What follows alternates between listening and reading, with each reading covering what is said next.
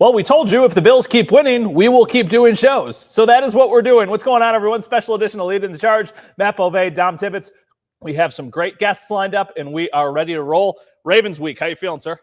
About the same way that every matchup predictor across every platform is right now. I'm about 50-50. Ask me tomorrow, Matt, I'll probably give you the same exact answer, literally down the middle. How has it changed over the week, though? Do you feel better or worse than you did maybe going into even the Broncos game when we didn't know how this was going to play out? I feel better now than it did the Broncos week or even the beginning of this week preparing for Baltimore, because today we finally kind of got the full culmination of guys we talked to in the locker room. The confidence, it's there for this team. And I don't think anybody's looking at the past as necessarily something that's going to hinder them. I think this team has, quite frankly, just moved on from week 4 in the playoffs of that have not gone their way in the past and are now focused on Sunday. So their confidence makes me feel a little bit better just talking to them. But again, it's not moving the line. If anything, it's like 51-49. Yeah, they're super loose. I think that's a very good sign for the Bills. Now, if this is your first time joining us, thank you. We appreciate it. If you're watching us on TV, well, you can keep watching us on TV. If you're watching us online, feel free to ask questions. We'll try and get some answers in along the way. But like we said, we've got some great guests lined up. And we start with Elena Getzenberg, who covers the Bills for ESPN. We hang out with her every week, although I don't see her on Fridays, because I'm never there on Friday. I do. It's Dom okay. is. Elena is always there. Elena, thank you for joining us. Much appreciated. Thank you so much for having me. What an honor to join the two of you. It's delightful. So thank you for having me. Well, you did publicly say this week, you did go to a Baltimore area high school. So if there's anybody who knows about these two teams, it feels like you are very high on that list. What are your thoughts getting ready for this week? Yeah, I'm kind of where Dom is with it, where I'm like, I have no idea what's going to happen. And it's like so weird to go into this game, especially with how we've seen the Bills play this year, to be like, this could go in so many ways that like we have no way of predicting. And it's so frustrating. Like, I can't even imagine for the fans. It must be like so frustrating. But I think that's what's so exciting about this game is there's two really, really good teams that are meeting. Unfortunately, I feel like we'd like to see this for like the AFC Championship game almost. But they're meeting in the divisional round, and I think it's going to be really exciting, but like no idea what's going to happen. I keep trying to figure it out. And yeah, this is a Ravens team that's kind of built a little differently than ones from my past. I did go to high school in the Baltimore area, and like those were always defense first Ravens teams. And I think this one we're getting is definitely offense first with Lamar Jackson. Well, and the Bills, Elena, got a dose of that 1-2 combo between Lamar Jackson and Derrick Henry that has shifted the Ravens from that defensive team that you knew growing up to now what we're seeing here in 2025. How do the Bills, if you're Bobby Babbitt or Sean McDermott, put yourself in their shoes, how do you approach the 1-2 combo that is Lamar Jackson and Derrick Henry? You just throw up your hands and say, I don't know. No, that's not a good approach. That's what I would do. I mean, I think they have to completely abandon all, even though I know we're saying, you know, they were without three defensive starters in that first meeting, but I think you have to throw out that game. Like, obviously you look at it and like, that's what we've heard from Bills players this week and the coaches. They're like, yes, they're looking at it, but there's lessons learned from that game. And I think that's the big thing is like, you have to learn from that game in a constructive way. And I think you do have to focus on, like, some of the defenders have been talking about it. They're going to make plays. Like, you have to be prepared for Lamar Jackson to make an impressive play, for Derrick Henry to, you know, rip off a run. Well, I think what we saw in that week 4 game is they let that, you know, one big touchdown run, it just completely, like, messed up the entire game. And they cannot let that happen this time. So to me, like, that's the focus is like, honestly, it's like reacting better. Like, they're going to have good plays. They're going to have big moments. And I don't think there's just one way they're going to go about defending this pair. I think that would be a mistake. I think we're going to see some things from this Bills defense we haven't seen before. But the one thing I'm really curious to see is how much Taron Johnson ends up being, like, how much nickel defense can they play? Like, that to me is a big question because he's one of your best players, but he's on the smaller side. So, like, how you handle that, I think is going to be really, really interesting. 4 years ago today, the pick 6 against Lamar in the divisional round or in Orchard Park with Taron Johnson. I'm sure that's a memory a lot of people have. Elena, give me an X factor. Who's a player that maybe we're not talking about enough that could make a big difference in this game? Tyler Bass is who I'll Oh, go that's with. a good one. That's a really good one. Yes. And I mean, we could go on the other side too with Justin Tucker. Like, I think special teams is like an underrated part of this game, especially with the weather, right? It's going to be very, very cold. That makes the football harder and tougher to kick. And I think it will be, these are two kickers who have not had perfect seasons. Like, of course, we are well aware of what's happened to Tyler Bass at times this year. I don't know if anyone's heard about that. Justin Tucker has had probably his worst career season. So we're talking about these two kickers who haven't been perfect. And we saw what happened in the playoffs. Sorry to bring this up, but we saw what happened in the playoffs last year. Ended on a bad kick, a bad memory to go into the off season with. But especially with the special teams woes we've seen the Bills have throughout the season, like, I think Tyler Bass, to me, like, how he performs, I wouldn't be surprised at all if that ends up playing a huge role. Now, offensively for the Bills, everything moves, Elena, with Josh Allen, right? The team goes as he goes. You have the 1-2 combo, and I was talking about this with Matt earlier, of Lamar and Derek on that side. But I think James Cook, I mean, he had, 9 carries in their first matchup, and that's because the game obviously got out of the run flow because the Bills were playing from behind. Do you view James Cook as somebody who can make a difference offensively for the Bills and at least try to match some of that offensive production you're going to see from Baltimore? I definitely think so, but I do think that's part of why, not to take away from James Cook, like, I do think he's going to be a really important part of this offensive effort like he has been all season.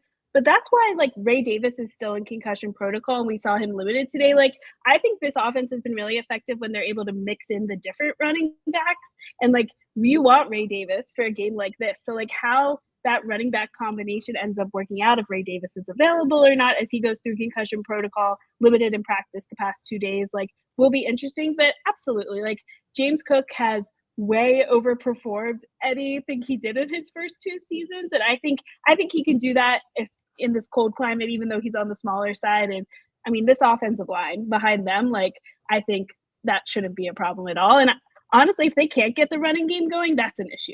Like, I think that could end up being a huge part of what goes wrong for the Bills offense, is if they cannot get that running game going, because we know Baltimore is going to try and take time off the clock. I think that's the most effective thing the Bills can do, is try to do the same. So how that goes will be really interesting. Sorry, I didn't mean to cut you off. Last one from us here. Is this team different?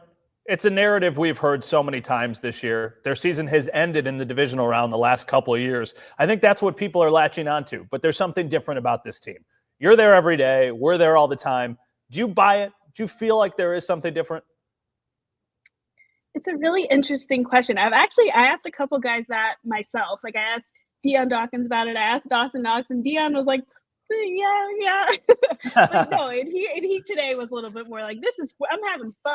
And like, I want to say yes, but like, because I think there is something, this team was like, the looseness of them recently, like in recent weeks and stuff, like, they seem like they're having a great time. Like, you don't feel maybe that playoff pressure we felt in years past. But it's a little hard to be like, look back on those other teams. It's like, I felt pretty good about other teams' chances the Bills have had. So I think it's different, but like, is it Super Bowl different? I don't know if I'm there yet, but there is, like, this team has a different feel than any other Bills team I've covered, in that they really, like, this is so corny, they seem to really enjoy each other and like to like have a lot of fun. And I think it's almost to a different level than we've seen with other Bills teams. Beautiful. That's Elena Getzenberg. You can read her work at ESPN.com. You can watch her on ESPN. Elena, thank you for joining us. Much appreciated. Thanks for having me. Dom, we'll see you tomorrow. I'm off, so I won't see you tomorrow. That's Friday crew, AJ. Don't got to worry about me at all. All right, that's Elena Getzenberg. Coming up on the other side of the break, weather. How is it going to play a factor in this game? Autumn Lewandowski is going to join us at the desk. We're going to talk about weather, and we'll answer some of your questions too. We'll take a quick break. We'll be right back. All right, we have lots of questions. Elena, thank you so much. Let's see. Dwayne, hi guys. I was wondering how Davis is doing. Am I allowed to put this on camera, or do they have to do that in the back? Well, Dwayne, we can tell you that Ray Davis did practice today. He was limited. He was in a red non-contact jersey. That said, that's a very good sign. Yeah. I would imagine he's pretty far in concussion protocol. So I think there's a chance we see him. The fact that he's out there, I mean, they're not going to play around with the concussion. So guardian cap, red non-contact. I would imagine if you saw Ray Sunday, you're going to see Ray Davis in a Guardian cap. But yeah, I mean, that's what you want to see from a guy who took a pretty big hit just a few days ago. So there's a good chance. I would lean more towards he's coming on rather than he's not. All right, let's see. Lloyd Taco Factory always joining along. I feel like Love the Bills that. are being severely overlooked by the national media. I actually wholeheartedly agree with that, and I think that the team knows that as well. I think they're using that as a little bit of motivation, which I'm sure is, when you can latch on anything, right? Yeah. Like they're always Oh. trying to find something to latch on to. Like the comment, the city of losers thing that it's been spread around so much, though, like that is absolutely being talked about. Oh, like the for players sure. might not admit that, but there is absolutely that picture of that tweet or that saying somewhere in that facility right now, and they are looking at that every single day. Autumn, you can kick my bag out of the way if you need to. I apologize in advance. Oh, I should be able to get between it. Let's see what other questions we have. Robert says, "Go Bills." Yes, Robert. I'm sure a lot of people obviously are feeling the exact same way. Autumn is going to join us coming up after the commercial break to talk about the weather because that will certainly play a factor here. Marcus says, "Oh, good evening from Fort Myers. What's going on?" I bet Fort Nice. Myers is a little warmer than we are here, Hey, right? Marcus, could you send some of that weather here for Sunday, please? Signed a Yes. guy who's going to be on the They sideline. will be nice and cold. Marcus, the week, Ravens too. are supposed to win. The Ravens are favored for a reason. The Ravens have 2 MVP candidates. Marcus, I agree to an extent, but at the same time, it's in Orchard Park. That's huge for the Bills. That's a place that they have not lost this year. What are you going? I was going to ask for all. So they've lost this round the last however many times Last they've 3 gone. years they have lost in this round. Okay, have any of them been here? Yes, the last 2. The last, two. 2. See, To I was Cincinnati. hoping that they Yeah, were yeah, somewhere yeah. else, so then we could say, well, this time. Yeah. Cincinnati was in Buffalo. They got kind of blown out in that game, but that season was ridiculous. That was the DeMar Okay. Hamlin season. There were so many different things that happened. And then last year they lost to the Chiefs in Buffalo Chiefs, before right. the Chiefs ended up going to win the Super Bowl. All right, let's see. We are 30 seconds Oh, away yeah. from ending. year- It was the year because Taylor prior Swift was was here. 13 seconds. Taylor Swift was here, and that was a whole big hoopla. All right, we're 30 seconds out.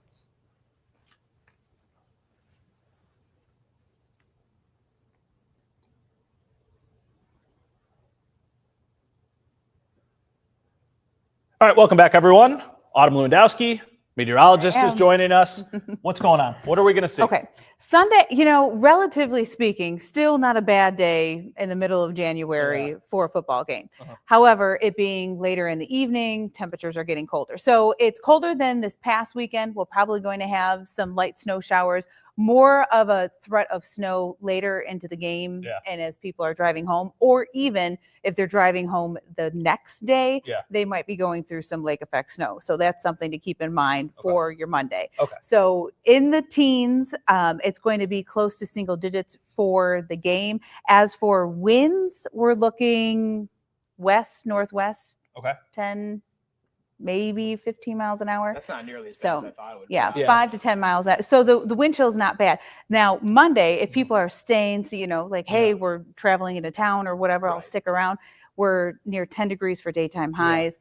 Wind chill values are going to be 15 degrees below zero Monday, Tuesday, and into Wednesday. And then, again, we'll be dealing with lake effect then. So the worst of it would be potentially late in the game and after the game, but getting to the stadium should be fairly simple, not too crazy. And any snow that's during that time frame, 6 to 11, it's light snow. We're not talking about, blowing lake effect that is, a hard thing to get through. The game's not going to be the issue, but we'll have more of a shot of snow later than earlier. Is there a way of knowing, so you say on your forecast here, 15 degrees around the start of kickoff, but single digit wind chills. So the real feel will feel like what? In like the 5 9 to 10 range? Yeah. Okay. 9. So cold. 8. That's Cold, but like we've dealt with, he's going to be outside the entire time. 10. Layers. I'm just gonna hope Layers. it's 9, not 8. I'm just gonna hope for every degree I can get of warmth. All right. How you feeling?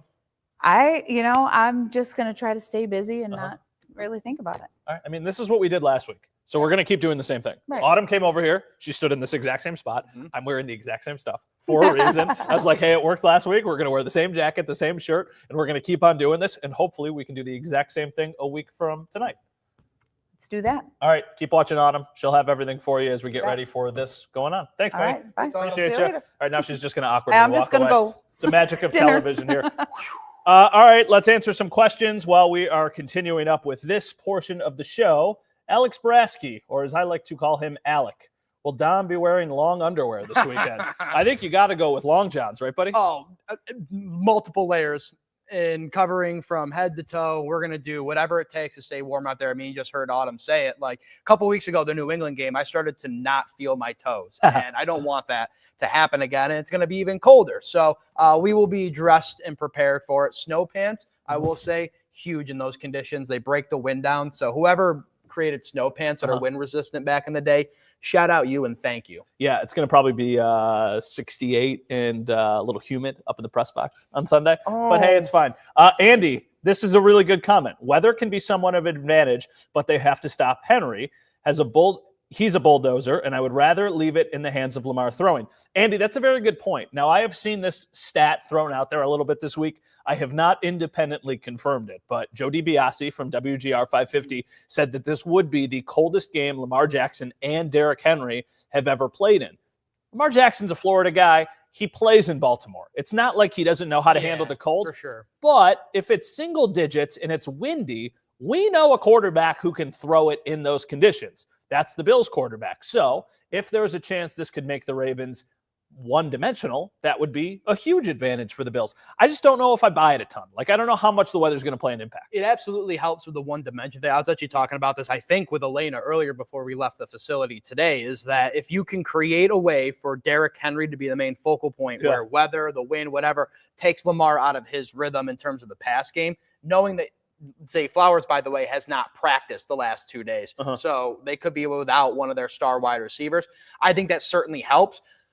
But I think she made a good counterpoint is that it's Derrick Henry. Like, if you want to have him be a human bulldozer in the snow, he's probably still going to get his. Yeah. All right. We are going to get ready to take a quick break, but I do want to show this one comment from Jonathan.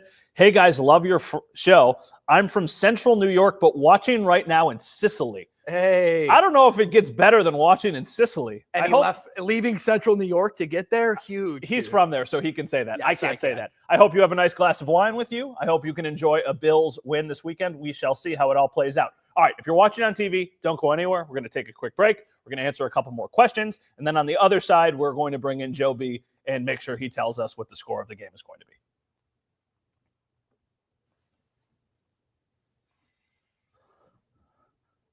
All right, we are in a break, everyone. Andy, enjoy the show, Matt, as well as the show with you and Joe and Howard. Thank you so much, Andy. That is very much appreciated. We really enjoy doing this, and it's cool to kind of continue to see the audiences grow. Yeah, all over the place. Too. Yeah, Sicily, from Sicily. Fort Myers. Let's see, Joshua. Is it just me, or did you guys notice that the same Final Four in our conference last year and this year, let's go Buffalo, let's knock out the Chiefs Saturday? I mean, there is a chance that the Chiefs could lose to the Texans, and then the Bills and Ravens would be playing for the right to host the AFC Championship against the Texans. Now, the only thing spicier than it's not as spicy because he's not playing, but imagine when you found out that Stephon Diggs was getting traded to the Texans, if you knew that the Bills could potentially be playing the Texans in the AFC Championship. And hosting Stephon Diggs. If he was healthy, that game would be amazing. Unbelievable. The storylines just would continue to go. But I really do believe that for the Bills, if they are ever going to win in this era, they need to go through the Chiefs. I feel like you have to right the wrongs that you've had along the way and kind of like conquer the dragon at the end. Well, because everybody else from the outside that aren't Bills fans, people are going to be like, yeah, well, if the Bills win a Super Bowl and the Chiefs are not in that path to making it happen, that is always going to be something I feel like people will hang over Josh and Sean's head and everybody on this team is that, oh, you won a Super Bowl, but you didn't have to play the Chiefs in that playoff run to get there. I'm not saying they're right, but that is something people will say for years and years and years to try to devalidate the Super Bowl that the Bills would in this hypothetical. Yeah. All right. Do we want to try Joe here real quick? Just make sure that we can hear him and see him. Hi, Joe. Hey, buddy. How are you? I like your hoodie. Thank you. Joe was talking to practice today. He's like, do I have to dress up for this? I was like, no, you don't have to dress up for this. I will say your wall makes it look like you have like a very just fancy, beautiful home. Thank you so much. It's this is all my wife's doing. Was the wall there? I don't remember. No, she did it. Wow, that's impressive. Yeah, she's a baller. Look at you, fancy pants. She's a baller. All right, Joe, we'll put you backstage again, and then we'll bring you back in just like a minute or so, and then I think we end at like 7:27 or something. Okay. Make sure you look at my message. Okay, bye. You're not getting my score, Beauvais. That's what Joe said. He's not going to give us a final score. We do put Joe in spots where he does have to sometimes be the villain. I have noticed that. He's probably going to be the villain in 20 seconds. All right, we're going to be coming back up on TV shortly. 15 seconds to be exact.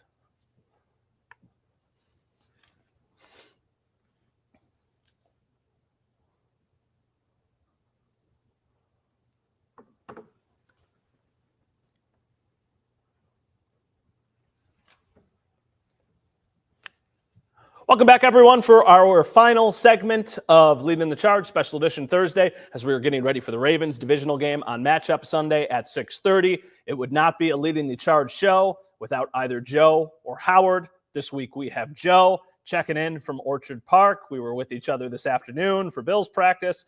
Now we're here. He's been grinding film nonstop the last couple days. I sit behind Joe, so I can always kind of see what he's doing on his computer, and he's just going through plays and watching random things. Joe, what is the tape showing you? Well, the tape is showing me that the first half against the Ravens was one that they want to flush down the toilet and never see again, because there were so many different reasons why they just kind of blew it early on in that game. And to their credit, they turned it around a little bit at the beginning of that second half. When you watch that game back, you have the lingering memory of 35-10, the trick play that was absolutely stupid, everything along those lines. You're like, yeah, they just got creamed that game. But what you kind of forget is that coming out of halftime, the Bills forced a 3-and-out, and they were able to get some defensive things going for themselves, where they were playing the run a bit better. They were able to get to Lamar Jackson on that first down play to force an intentional grounding. So it's not as though this Baltimore Ravens offense is just an absolute Death Star that is unable to be messed with. So I think from that, they're taking away a lot, but they also blew it in the third quarter because they got to a spot where they got a couple of stops, pulled within 11 points, and then Joe Brady does the trick play, and then from that point forward, it was just over. The Ravens get the ball back, they march down and score 28-10, and from that point forward, it was just over. So that's kind of where I'm at. And then you have to also factor in all of the other stuff, like the lineup things that are certainly different, in addition to a lot of the advanced metrics on passing and what to do with Lamar, what not to do with Lamar. There's a lot of different ways you can play it. Joe, we talk so much, speaking of Lamar Jackson, and the focus, obviously, with how good of a playmaker he and Derrick Henry is, that's what people are talking about. On the Ravens team, offense or defense, I'll let you pick whatever, one or two. Who's an X factor on that side that we're not talking about that maybe could give the Bills a couple headaches come Sunday? Oh, their defensive tackle, Travis Jones. I mean, he's the guy that no one talks about, but he is just an absolute game wrecker in the interior of their defense. He is... everyone talks about Marlon Humphrey because he's got a pretty strong reputation now. Everyone talks about Lamar. Everyone talks about Henry. I mean, heck, even people are talking about how their offensive line is playing a lot better. But Travis Jones is the guy who, if they are going to have some success against this Bills front, and, the Bills front, they're very good, obviously, but they're probably at their weakest. And I use that in finger quotes because they're a good front. Along the interior, Osiris Torrance had a tough game last time around. Travis Jones actually got David Edwards a couple of times. Both of those players have been very good for the Bills for a while this season. But if there's a guy to be able to kind of foil their plans a bit, I think it's him. Joe, why can the Bills win? I'm not going to make you give me a score or anything. Why can they win? Because this does feel like a little bit of a game where a lot of people are counting them out. Yeah, I think they can win because I think their defense is a bit undervalued heading into this spot. Yeah. And it's kind of wild to say that because they've had so many problems, and you don't want to put too much stock into 1 week with what they did against the Broncos. But this is the first time, well, actually last week was the first time that we've seen the entire starting lineup that they have wanted out in there, out as their starting 11, or really their starting 13 if you go to their sub packages that they like to run. And the results were extremely good. Milano has gone from kind of a a liability in his first game back, which is to be expected when you have that long of a layoff, to now being one of the strengths of their defense. Bernard had the best game he's had since probably week 7 against the Broncos. And those two guys are vital. And they were, I mean, we've been talking about this locally until we're blue in the face, but Bernard, Milano, Taron Johnson were not in the lineup. And on top of that, Nicholas Morrow was in the lineup, so that means Dorian Williams is going to take over for him. Taylor Rapp only played 16 snaps because he suffered a concussion when he tried to tackle Derrick Henry, and so that takes the rookie playing his first meaningful snaps, Cole Bishop, out of the equation and puts Taylor Rapp back on the field. Cam Lewis shifts from the nickel corner spot and becomes, his usual role, which is as the third down dime backer. So all of these different things kind of lead you to the point where I think this Bills defense is a little undervalued. I think they've licked their wounds from how they defended Lamar and Derrick Henry in the first half, and I think they learned some lessons about it. So if there is because we all know the Bills can score. If there's a reason why the Bills pull this game out, it's because their defense gives a lot more resistance than they're being given credit for right now. All right, that's Joe B. You can read his work at The Athletic. I think the prediction tomorrow morning, is that when we're going to find it? Oh, yeah. It's being published tomorrow morning. It has been filed and everything. My editor has it. And so, it's in the world's hands now. You know who always asks for his prediction? Yeah. My wife, Andrea. She's always like, what does Joe think? I can tell her, hey, I think the Bills is going to win. She needs to hear it from Joe. She needs to be the final score. I'll text her the prediction, but I won't tell you. All right, well, text her only if it's good news. If it's bad news, don't text her. Thanks, Joe. Thanks, buddy. All right, everyone. We very much appreciate you joining us. I know that we're doing these Leading the Charges a bit more sporadically now, but we wanted to make sure that we're bringing you as much content as possible because we know everyone has Bills fever right now, as they should. That is Dom Tibbetts. I am Matt Beauvais. Thank you for watching this special edition of Leading the Charge. And guess what? We'll do it again if the Bills win on Sunday against the Ravens. Have a great night, everyone.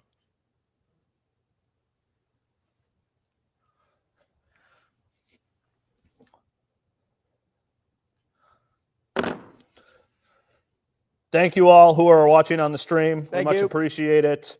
Lori says 30-27 Buffalo in overtime. Oof. I don't know if people can handle that, Lori.